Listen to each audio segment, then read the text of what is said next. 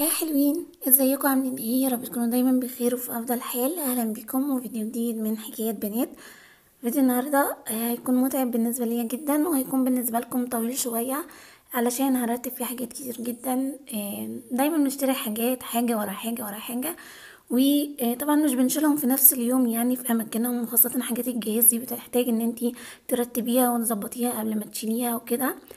فهنشوف النهارده ازاي هنشيل حاجتنا ونرتبها، وان شاء الله الفيديو هيكون مفيد ليكم كلكم. بس قبل ما نبدا الفيديو ما تنسوش الاول تعملوا لايك للفيديو ده، وكمان لو انت لسه بتشوفيني لاول مره ما تنسيش طبعا تشتركي في القناه وتفعلي زر الجرس عشان تشوفوا معايا الفيديوهات الجايه. ويلا بينا نبدا. بصوا، قبل ما ابدا انا هوريكم بس المنظر اللي انا قاعده فيه. دي حاجات انا بجيبها بقالي فتره. طبعا الاكياس دي اكياس كبيره جدا، مش عارفه باين لكم في الكاميرا انها حاجات بسيطه يعني، بس لا، اكياس مليانه حاجات رفايح كمان صغيره، وحاجات كده ازاز. طبعا على السرير، على المكتب، في الارض، اشيلهم من هنا لهنا يعني عاملين زحمه ودوشه جدا في الاوضه. طبعا ده مش مكانهم، وفي حاجات اصلا محتاجه انها تتغلف وتتشيل وكده. فزي ما انتم شايفين كل ده اصلا هيتشيل في مكان تاني في الشقه فوق الشقه اللي انا فيها. فلسه هنقل كل الحاجات دي. بس الاول قبل ما طبعا ما بننقل اي حاجه، او انا عامه يعني قبل ما بشيل اي حاجه بجمع الاول الريسيتات اللي معايا كلها. زي ما انتم شايفين دي حاجات بقى لها فتره، فمش بشيل الحاجه كده غير لما الاول بسجلها عندي، عشان ابقى عارفه انا اشتريت ايه باقيلي ايه كده. خاصه كمان انا بيفيدني ده في القناه وانا بصور لكم، عشان اعرف اقول لكم الحاجه إيه مكانها منين. ببقى كاتبه كل حاجه اماكنها منين واسعارها ايه. فلازم دايما يكون عندك نوت بوك زي دي كده، او اجنده، كشكول، اي حاجه تسجلي فيها كل اللي انت بتشتريه اول باول. هيفيدك كتير جدا. اولا هتبقى عارفه ايه اللي انت جبتيه وايه اللي ناقصك وكده. إيه تاني حاجه هتبقى عارفه الاعداد برضو. وبعدين لو حاجه مثلا الالوان بتفرق فيها او كده، في اللبس مثلا، في حاجات مجات، حاجات كده للمطبخ او كده، تبقى عارفه برضو انت جبتي الوان ايه، ايه اللي ناقصك وكده. فتبقى عارفه كل حاجه موجوده تسجليها اول باول. بصوا انا بكتب فيها من زمان جدا، حتى تبان انها متهالكه كده، لان هي بقالها كتير جدا عندي من 2016 تقريبا وانا بكتب فيها. حتى مش بحب ان انا اغيرها، علشان دايما تكون كل الحاجة متجمعة مع بعضها، سواء بقى أجهزة، سواء رفايع، سواء حاجة المطبخ، سواء لبس، سواء أي حاجة. بحب ان انا اجمعها كلها في حاجة واحدة علشان ما تضيعش مني. طيب في ناس كتير مثلا هتقولي ان انتي طب ما تحتفظي بالريسيتات وكده. طبعا يعني ممكن تحتفظي بيها، بس الاهم من انك تحتفظي بالريسيت ان انت تحتفظي اللي هي الفواتير بتاعة الأجهزة الكهربائية، لأن هي دي اللي بتفتح لك الضمان بتاع الأجهزة. يعني أي فاتورة بتجيبيها لجهاز كهربائي دي لازم تحتفظي بيها في مكان، طبعا يعني كنت عارفة مكانه متضيعش منك، علشان أي ضمانة هتفتحيه هيبدأ بتاريخ الشراء اللي انتي شارية بيه، وده بيكون مكتوب عندك في الفاتورة بتاعتك. هنا أنا بعمل دايما كده، بحب ان انا انظمها، بكتب اسم المحل والصنف والسعر وكده. زي ما بقولكم في ناس هتقول مثلا احتفظي بالريسيت على طول وكده، يعني ملوش لازمه ان احنا نقعد نكتب وكده. اولا الريسيتات ممكن تضيع منك بسهوله جدا. ثانيا زي ما انتم شايفين لو واخدين بالكم، بصوا الريسيتات مع وقت قليل جدا، ما بقالوش شهرين بس تقريبا، وبيتمسح الكتابه بتاعته بتروح. يعني انا دلوقتي مش عارفه خالص ان انا اشوف هو مكتوب فيه ايه. وبعد فتره كمان هتلاقي عباره عن حته ورقه كده وخلاص. فانت ما تضمنيش ان الريسيت يفضل مكتوب فيه، او ان انت ترجعي له مثلا تراجعي منه حاجه او كده. فانا بصراحه بكتب، لان انا معايا ريسيتات كتير جدا جدا تبقى عباره عن ورقه فاضيه في الاخر. اي فاللي انا هعمله دلوقتي ان انا هقعد اكتب بقى كل الحاجات دي واسجلها واكتب اماكنها وسعرها وكده. وحاجه كمان الحاجات اللي بيكون موجود منها كذا قطعه بكتب برضو عددها كام قطعه انا جبتها منها. إيه بس كده. وبعد كده هناخد بقى الحاجه دي كلها ونطلع بقى نشيلها في المكان اللي احنا بنشيل فيه. انتوا شفتوا معايا فيديو قبل كده كنت وريت لكم برضو بشيل حاجتي ازاي. نكمل بقى عليك، اعتبروه مثلا زي جزء تاني او تكمله ليك كده. إيه بس هو يعني هيفيدكم لو انتي بتجهزي وبتجمعي حاجتك او كده، او الناس المامز اللي بتعمل لولادها بناتها بتجهز لهم وبتشيل حاجه وكده. هتاخدوا برضو افكار وحاجات ازاي نحافظ عليها، حاجات نخاف تتكسر، حاجات مش لاقي لها مكان هنعمل ايه. هتشوفوا افكار كتير جدا. طبعا زي ما انتم شايفين انا مش عارفه ان انا اقرا خالص الريسيت، فبدات ان انا اخد الحاجه كده، وكويس انا عملت ده قبل ما اطلعهم واشيلهم وكده، علشان اشوف كل حاجه مكتوب عليها سعرها ايه واسجلها بالشكل ده. وبس كان دول شويه نصايح كده، يعني حبيت ان انا اقولهم لكم بسرعه قبل ما نبدا الفيديو. وبس كده هنطلع بقى نطلع الحاجه دي. طبعا يعني هطلع السلم كتير جدا على ما اطلع الحاجه كم مره، وبعد كده نرتب بقى مع بعض. وان شاء الله الفيديو يعجبكم، ما تنسوش طبعا تحطوا اللايك، عشان الفيديوهات دي بصراحه بتكون من اكتر الفيديوهات اللي متعبه لها ترتيب بقى وتنظيم، زي فيديوهات الروتين والحاجات دي. واخيرا طلعت الحاجه. بصوا المنظر صعب جدا. اولا كان في اجهزه اللي هي الحاجات الصغيره كنت موريها لكم قبل كده بصورها لكم، وحاجات انا شاريها جديده، وكمان اللي هي الكاسات كنت موريها لكم في الفيديو اللي فات. شفتوا معايا طبعا الدولاب ده قبل كده، وشفتوا ان انا بحط حاجتي فيها. بس طبعا كل حاجه اللي فوق تحت واللي تحت فوق، وحاجات طلعت، والمفروض اصلا اللي فوق ده كله ينزل. بس قبل ما نعمل اي حاجه لازم يكون معاكي السلوتيب ده، علشان هنقفل بيه كل الحاجات الكراتين بقى المفتوحه، الحاجه اللي نخاف انها تقعد تتكسر. في حاجات برضه هنحطها في علب تانية، ايه حاجه مثلا محطوطه في ورق هنحب ان احنا نغلفها. فالاول ان انا دلوقتي المفروض ان انا انزل كل اللي فوق ده، وكمان انزل برضو جزء من الحاجات دي لانها مش متظبطه خالص يعني. فهبدا اطلع الحاجات واشوف بقى اللي هو محتاج يتلزق الزقه وكده.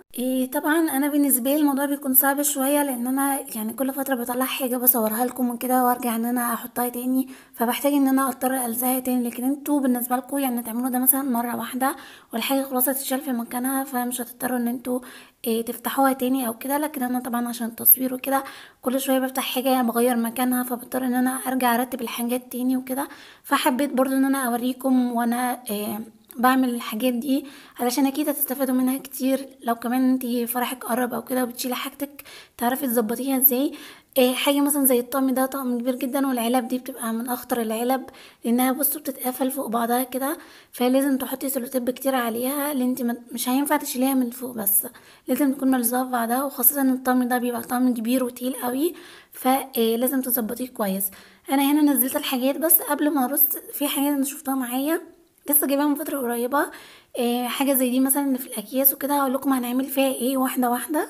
بصوا دي البولات البايركس اللي انا كنت لسه جايباها من توليب من فتره قريبه. دي من الحاجات يعني لسه جايباها جديده، ولسه محتاجه ان انا اشيلها لاول مره وكده. فالحاجه دي انت بتجيبها بالقطعه، مش بتيجي في كرتون ابدا يعني. بس يعني انا دايما اي كرتون بيجي في البيت بحتفظ بيه، سواء بقى حاجه ماما حاجه اخواتي اي حاجه. مش بنرمي الكرتون ابدا، انا بشيله عشان عارفه ان انا بجيب حاجات بالقطع وهحتاجها. يعني هنا مجرد ما عرفت ان هي هتدخل فيها وعلى مقاسها، فكده تمام بقى هبدا ان انا اجمع فيها كذا حاجه. بس دايما قبل ما تحطي اي حاجه في اي كرتون لازم تمسكي الكرتون كده وتجيبيه وتعمليه بالسولوتيب من ورا، علشان طبعا بيكون يدوب داخل في بعضه بس كده، مش عليه سولوتيب او كده. فلازم تلزقيه كويس علشان تقدري تحطي فيه كذا حاجه ما تقعش منها يعني. وبرضو لو عندك اي كرتون او اي حاجه سيبيها برضو في ارضيه الكرتون، هيمتص اي صدمات اي خبطات اي حاجه طلعت على قدها قوي. شفتوا دي برضو معايا. بصوا ما تسيبوش مثلا حاجه فاضيه في الكرتون، اولا حاجه تتحرك، تاني حاجه يعني في البوله لازم تحطي جواها حاجه، علشان هي ما تطبقش الكرتون عليه لما تحطي فيها حاجه تانية، فاهمين؟ يعني تقدري تحطي كذا حاجه فوق بعض، فلازم الكرتونه تكون متقفله كويس ومليانه للاخر يعني. طبعا دي حاجه اكريليك وكده ممكن تتكسر بسهوله، فغلفتها طبعا ده بالورق بتاع توليب بيتلف فيه. من احسن المحلات بصراحه اللي بتديكي الورق ده عشان تحافظي بيه على الحاجه لو انت جايبه حاجه يعني مش في علبه وكده. زي ما انتم شايفين حطيتهم جنب بعض ما بقوش يتحركوا، علشان لو الحاجه برضو بتتحرك هتتخبط في بعضها وتتكسر. وزي ما بقول لكم لازم تحط حاجه جوه الكرتون عشان الكرتونه تكون مليانه تماما يعني، عشان تعرفي تقفليها تقدر ان انت تحطي فيها حاجه تانية. لو مش مليانه تماما وحطيتي فيها حاجه هتطبق على الحاجه اللي فيها، هتكون انت كده التقل كله على الحاجه الازاز. بس بطلع بقى الحاجة قدامي كلها حاجة كبيرة مع حاجة صغيرة، حاجة تدخل في الجنب بالشكل ده زي ما انتم شايفين. وبعد ما بخلص طبعا بقفلها، وبرده بالسولوتيب بنقفل كل حاجة اول باول كده. وكمان طبعا الكرتونة تكون انتي مسحاها ومنضفاها وكل حاجة عشان تكون كده جاهزة على طول.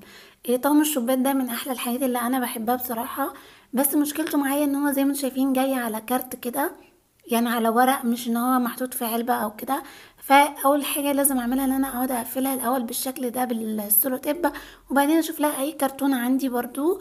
زي ما شايفين حاجات كلها اي حاجه بشتريها بقول لكم مش برمي الكرتون بتاعها، بس هنا حسيت ان هو هيبقى مضغوط قوي فمش جاي على مقاسها، فشفت لها حاجه تانية. يعني حاجه ما تحطيهاش برضو بالعافيه في علبة، علشان ممكن ان انتي تضغطيها كده فتتكسر. لكن هنا كانوا مظبوطين جدا، بس محتاجين برضو حاجة هنا علشان ما يفضلوش يتخبطوا في الكرتون، او اقدر ان انا احط عليهم حاجة تانية. حطيت معاهم الطبق المكسرات ده، طلعوا كده مظبوطين تمام كأن العلبة بتاعتهم بنفس النظام. هنقفلها وبالسلوتيب طبعا وهلزقها. كان حظي حلو بصراحة مع العلب او الكراتين دي. اه برضو مش حظي، يعني انا بقالي كتير جدا بجمع فيها، اكيد مش فجأة هتلاقي عندك الحاجات دي كلها. فدي حاجات بقالها كتير وكانت عامله لي برضو دوشه في الاوضه او كده، بس دي كانت حاجات مهمه ومحتاجاها فكان لازم احتفظ بيها. هنا برضو الحاجات بقى اللي دايما عامله لي ازمه، الحاجه اللي انا بجيبها من كارفور وببقى شايله همها قوي علشان بحطها في اكياس. طبعا على طول ما تشيلوها في الاكياس او كده وخلاص كده كده متقفله.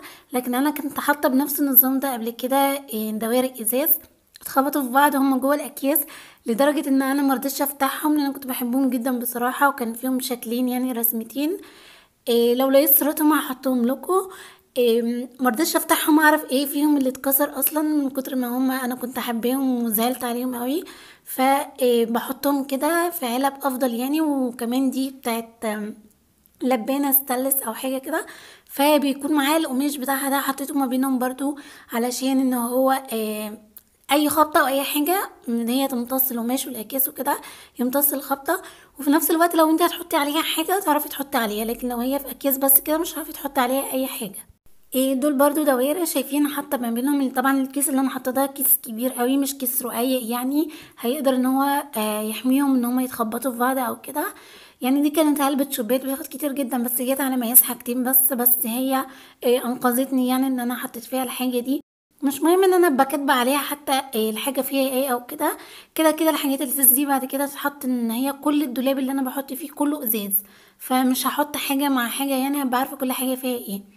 طبعا بنمسح الحاجه ونظبطها زي ما شفتوا. كل ده هلزقه وامسحه وابدا ارص معاكم زي ما انتم شايفين بالشكل ده. الرف اللي فوق دايما بخليه للكاسات، سواء في الناحيه دي او الناحيه التانية من الدولاب.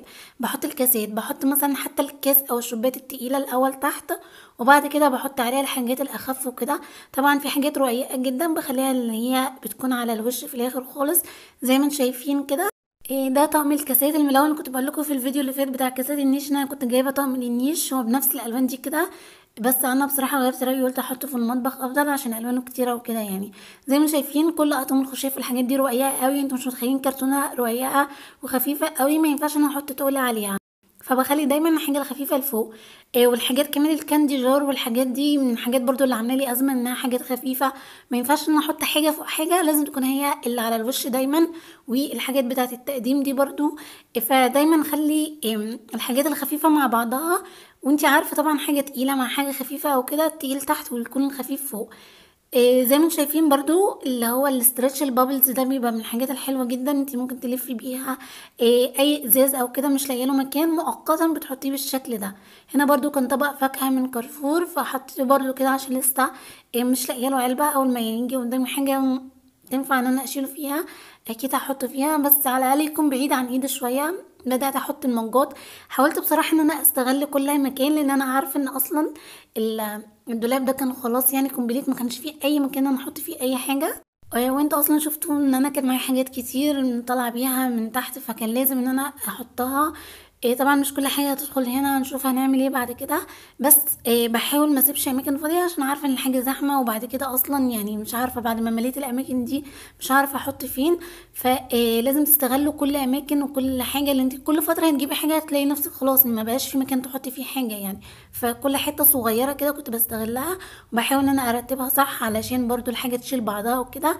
وتاكدي طبعا لو انت هتحطي في الدولاب زي كده ان الدولاب بيقفل والباب بيتحرك وكده، عشان مش بعد ما ترصي كل حاجه ترجعي الاول تاني تلاقي ان انت الحاجه مش بتقفل معاكي او في اي مشكله.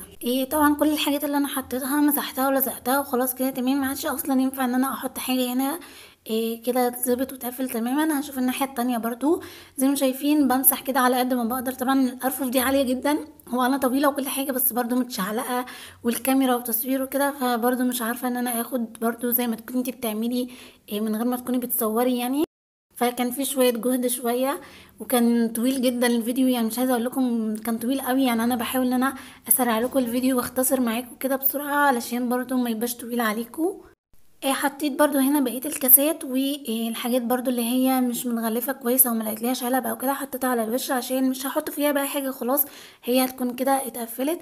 ودايما هتلاقي حاجه كبيره مع حاجه صغيره عشان تملي الفراغات زي ما شايفين. يعني مثلا دي طفايه حطيتها كده هتسند بعضها يعني. بس زي ما شايفين الرف اخد كتير جدا. انا تقريبا خلصت كده كل الكاسات اللي انا كنت قلقانه منها، اخدت في الرفين اللي فوق كده بالشكل ده. طبعا الرف ده زي ما انتم شايفين هتلاقوا كله الحاجات بتاعت بلينك ماكس، ودايما برشحها لكم.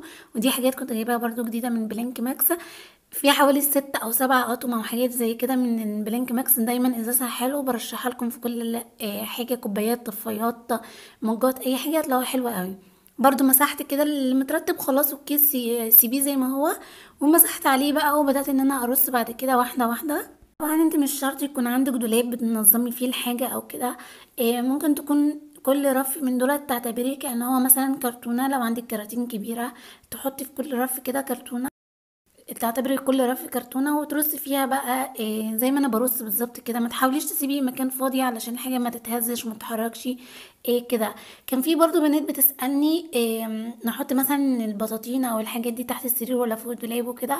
لا يعني خلي دايما الازاز والحاجات دي هي اللي تحت السرير، ويخلي القماش دايما يكون هو اللي فوق الدولاب. وطبعا تغطيه برضو بحاجه. وشفتوا معايا قبل كده ازاي شايله المفروشات، وهتلاقوا الفيديوهات دي كلها موجوده على القناه. هحاول برضو اسيبها لكم في اخر الفيديو ازاي برضو تشيلي المفروشات والحاجات دي وتعملي تحافظي عليها ازاي بالشكل ده. كده خلاص انا خلصت كده كل ارفف ده اخر رف. بس برضو كل ما بلاقي كرتونه بشيل فيها حاجات. دي كانت برضو زي جار عصير كده. أنا شفتهم كل الحاجات دي شايفينها معايا قبل كده، كنت لفيهم كده فلقيت لهم كرتونه فقلت كويس احطها فيهم. فيها مكان فاضي بس مش مناسب لحاجه دلوقتي، بعد كده ممكن نزود عليه حاجه تانية. ودي برضو حاجات كنت جايباها معاكم قبل كده. زي ما بقول لكم كل حاجه انتوا شفتوا خلاص كل الحاجات اللي بتتقفل دي، فان شاء الله يعني مش هفتحها بقى تاني دلوقتي. آم، زي ما شفتوا علبه زي دي انقذتني منهم جدا يعني. الحاجات دي كانت رقيقه قوي ومدوره كده، فمش عارفه احطها فين. شوفوا لما بتحطها في علبه بتلاقي مكان تحط حاجات. طبعا لسه عندي حاجات تانية كتير زي ما انتم شايفين، بس لفاها في اللي هو الاسترتش اللي هو زي البابلز دي. بتجيبيه منين؟ من المحلات النظيفة بصراحة. يعني انا دايما بجيب ده من هوم سنتر بيلفلي فيه. لو جايبة منجات جايبة حاجة ازاز كده، دايما هوم سنتر بيغلف الحاجة بالحاجة بالاسترتش البابلز، وتوليب بيغلفولي بالورق بتاعه. لكن كارفور هو دايما اللي عامل لي مشكلة بصراحة وعامل لي ازمات يعني. بس اجي بقى للجزء الكبير ده بصراحه. يعني انا اقول لكم اخويا كان رتبهولي قبل كده، كان مرتبهولي احسن من كده بصراحه، كان واخد كل حاجه. بس انا حاولت على قد ما اقدر، كنت لوحدي فكان لازم ان انا الم الليله دي بسرعه لان الدنيا كانت مبهدله جدا ومش هينفع انا اسيب حاجه ممكن تتكسر او كده يعني. فحاولت على قد ما اقدر ان انا ارتبها. زي ما انتم شايفين كنت بحط الحاجه اللي تستحمل تحت، وبعدين الحاجه الاخف فوق واحده واحده. حاجه زي كده مثلا بحط تحتها اكياس عشان تسندها، تعمل ان هي ما يبقاش حته عاليه وحته واطيه تتحرك او كده. وواحده واحده زي ما انتم شايفين رصيت الكميه كلها. وبرده الاماكن الضيقه دي بشوف لها حاجه على قدها. بصراحه يعني هو مش احسن حاجه، بس بالنسبه ان انا اللي بعمله لوحدي يعني كان كويس جدا بالنسبه لي. وظبطت الدنيا كلها. معظم الحاجات دي كانت شوبات وكده. حطيت بس على الوش الحاجات اللي هي بقى الخفيفه، زي الجار ده كده. الحاجات اللي هي مثلا اجهزه برضو اللي هي الاجهزه الصغيره بتاعه المطبخ، مثلا مضرب بيض، مكوى، حاجات من دي يعني. الحاجات الصغيره دي كلها حاولت ان انا ارتبها. بس للاسف اتبقى عندي حاجات. طبعا كنت جايبه حاجات في اكياس، وكان في حاجات اصلا أنا كنت حطاها من سنه مثلا في الدولاب. كنت حطاها بالكيس كده زي ما هي. فطبعا لما جبت حاجات جديده بكراتين وكده كان لازم ان انا اشيل الحاجات دي علشان اعرف ارص. طول ما الحاجه في اكياس مش عارفه تتصرفي فيها، مش عارفه ترصيها. طبعا قعدت فتحت الحاجات وطلعت كل اللي فيها علشان اعرف فيها ايه، وانا برضو بنظمها وكده اعرف احط ايه مع ايه، يكونوا يعني منظمين الحاجه اللي شبه بعضها مع بعضها. بصراحه الحاجات كان شكلها حلوة قوي. ويعني مش عارفه كانوا وحشيني كده، كنت حابه ان انا اتفرج. اكيد كلكم ما بتطلعوا حاجاتكم تحبوا ان انتوا تقعدوا تتفرجوا عليها وكده. طبعا برضو كمان الحاجه دي فادتني ان انا مثلا الاقي الاسبونجات كلها اطلعها مع بعضها. الحاجات اللي شبه بعض احطها مع بعض وكده، اشوف برضو ايه لو في حاجه ناقصه افتكر وكده. فالحاجات كان شكلها يتجنن، بس انا كنت هتجنن بصراحه ان انا مش عارفه هشيل كل ده فين. يعني انتوا شفتوا الدولاب معايا خلاص، ما عادش فيه اي مكان ان انا احط فيه اي حاجه. لا مثلا لو حاجة او اتنين وبساط جدا. ومعايا الاكياس دي، ولسه في حاجات تانية كتيرة، وفي حاجات بلاستيك وكده. ولسه الحاجات بتاعت اواني اللي في الاكياس دي اللي انا كنت لسه بكتبها معاكم من شويه. فكانت الدنيا كلها فوق بعضها، والحاجات كتير قوي مش عارفه اتصرف فيها. بس برضه زي ما بقول لكم، شوفوا بلاقي الحاجات اللي شبه بعض. يعني دي مثلا اللي هي الكوسترات السيليكون وكده، حبيت ان انا احطها برضه مع بعضها. اشوف برضه الرفاية والحاجات، يعني معظم الحاجات اللي هي شبه بعض بحاول ان انا احطها تكون مع بعض. برضه في حاجات تخلي بالكم منها كده وانتوا بتجيبوها، يعني شوف الالوان متكرره ولا لا. حاجه زي القمع مثلا، القمع ده مثلا في مصفى، تحتاجي واحد يكون فيه مصفى لو بتصفي زيت من حاجه، او تشيليه في ازازه تتصرفي فيه بعد كده. والتانيين دول لو انت مثلا بتصبي حاجه او خلط او كده. الفوطه طبعا دي جايه في وسط الحاجات، ما ينفعش ان انا احط قماش في وسط البلاستيك وكده. انتوا عارفين بنشيل الحاجات القماش ازاي. وهسيب لكم الفيديو زي ما قلت لكم في اخر الفيديو ان انتوا تشوفوا ازاي كل حاجه بنشيلها. دي طبعا كيس كده كنت شايله فيه شويه فوط كنت جايباها. لسه هظبطها واحطها برضو في مكانها. دايما بقول لكم حطوا الحاجات القماش مع بعضها. ويشيلوها من الاكياس وحطوا معايا صابون. ده طبعا لسه انا هعمله في الحاجات دي. بس قلت اخليها معاهم لحد ما انا اجي اظبط الحاجه القماش اللي انا جبتها الاخيره وكده. واشيلهم مع بعض. طبعا كل فوط المطبخ دي انت شفتها معايا قبل كده، شفت انواع واشكال تانية كتيرة كمان موجودة في فيديو لوحده. هحاول ان انا احطه لكم في اخر الفيديو لو انتوا حابين تشوفوه. زي ما بقول لكم دايما، فوط المطبخ وعلب التلاجة كتروا منها على قد ما تقدروا. دي حاجات مفيدة جدا ليكم، وبتستهلكوها كتير جدا وهتحتاجوها كتير جدا. فكل ما يقابلك حاجة وانواعها كتير قوي، هتشوفوا الفيديو اللي بقول لكم عليه ده، هتلاقوا كل حاجة بقول لكم تستخدموها في ايه. وفي حاجات كمان لسه ناقصاني لسه هجيبها. فزي ما شفتوا كده القماش يتشال لوحده، ما تحطوش في وسط الحاجات البلاستيك وكده. يعني عشان لو شايلاه في كراتين او كده، الكراتين ساعات بيكون فيها بتعمل ساعات حشرة او كده، ممكن تبوظ طبعا القماش. دولت شفتوا طبعا، رجعنا الحاجات دي تاني. شفتوا طبعا بتوع الفشار دول معايا قبل كده، كانوا من اسوأ الحاجات اللي انا جبتها في جهازي. ان هما قلت لكم قبل كده ان هما بيتقشروا قوي. وبصراحه دي اكتر حاجه ندمت عليها في اللي انا جبته كله من يوم ما بدات اجهز.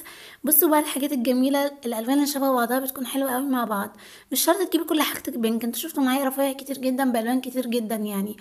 شويه بينك، شويه اللي هو اللون الاخضر النيون ده بيبقى مشهور قوي في حاجات المطبخ وكده.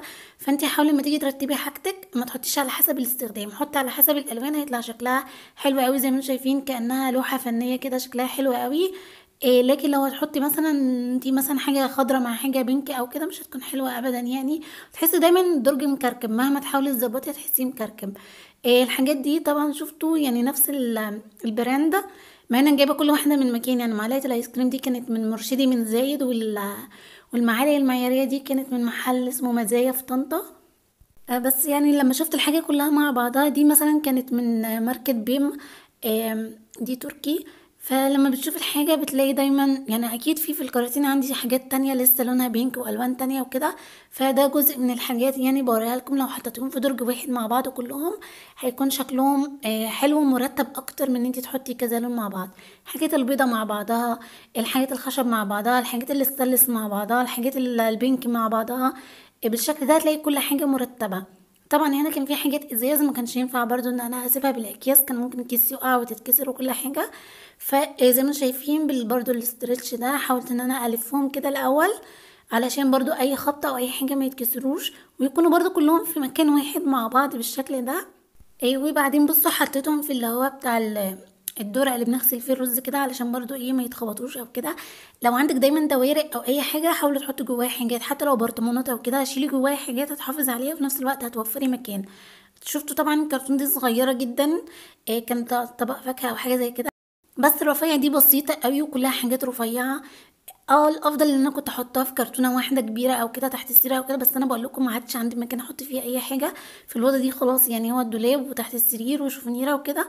ما ينفعش انا احط حاجه في الكورنر او كده او ابهدل الدنيا، عشان هي كمان برضو مش في اوضتي وكده. فما بحبش ان انا اكركب الدنيا وابهدل الدنيا. فالحل الوحيد اللي عندي ان انا عندي كام حته كده في الدولاب، ممكن احط فيها كرتونتين مثلا رفيعين او كده. وكمان دي حاجات بسيطة، يعني شوفوا حاجات كانت كتير جدا واخدت في كرتونة صغيرة جدا بالشكل ده، اخدت كل حاجة. اولا الحاجة دي بلاستيك كان ممكن تتكسر، وفي حاجات ازاز زي ما شفتوا كده، فلمت كل حاجة، وفي نفس الوقت ان انا هعرف اشيلها، لان زي ما بقول لكم ما عادش عندي مكان ان انا احط كراتين كبيرة او كده. فدي بصراحة كان بالنسبة لي حل يعني بيرفكت بالنسبة لي، حطيت فيها حاجات كتير، وبتاخد على فكرة حاجات، لان الحاجات دي زي ما بقول لكم معظمها حاجات كده بتكون رفيعة يعني، بس هي لو حطيتيها في كيس هتبقى عاملة دوشة، مش هعرف احط الكيس مع الكراتين التانية، ممكن يقعوا فيه حاجات زي ما شفتوا كان فيها ازاز وكده. فجمعت لي بصراحة حاجات كتير، وكان حل كويس بالنسبة لي يعني. بعد كده بقى لما اجيب حاجة تانية ممكن بقى ابدأ ادور على مكان تاني، او ان انا اشوف بقى مكان تاني احط فيه واجيب كراتين كبيرة وكده. لكن انا كان بالنسبة لي محتاجة ان انا الم الحاجة دي بصراحة، إن الاوضة زي ما شفتوا كان منظرها صعب قوي، وكل حاجة محطوطة كده.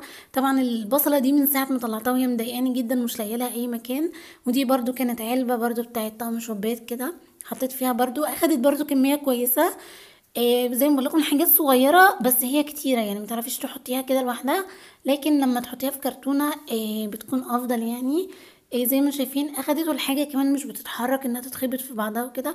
اخيرا لقيت مكان للبصله، اللي بصراحه محيراني قوي من اول ما طلعتها، كل ما احطها في مكان مدوره كده فمش داخله فيه.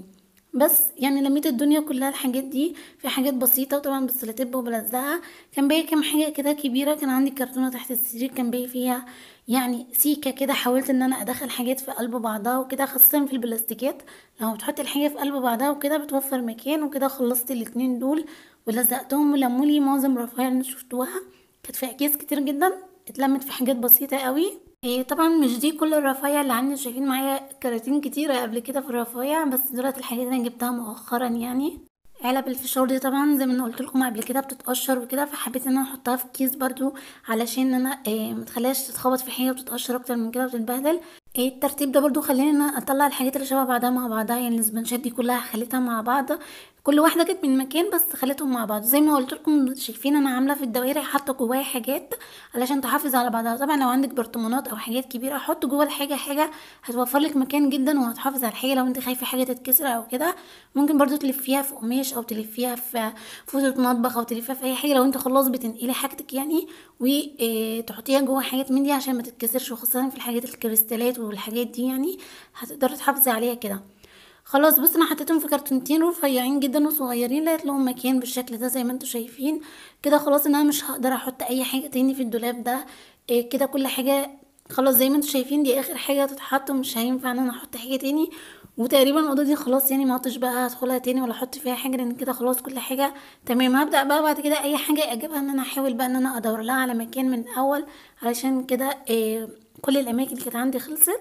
وبكده يكون الفيديو كمان خلص، يا رب يكون عجبكم وتكونوا فعلا استفدت منه. كان فيديو متعب جدا جدا بالنسبه لي، بس كان لازم ان انا اخلصه كله، وتعبني في المونتاج وفي التصوير وفي كل حاجه، بس برضو اكيد هيكون مفيد ليكم. ما تنسوش طبعا تعملوا لايك وتشجعوني، وكمان اللي شافني اول مره اشتركوا في القناه وفعلوا زر الجرس، واشوفكم في فيديو جديد. باي باي.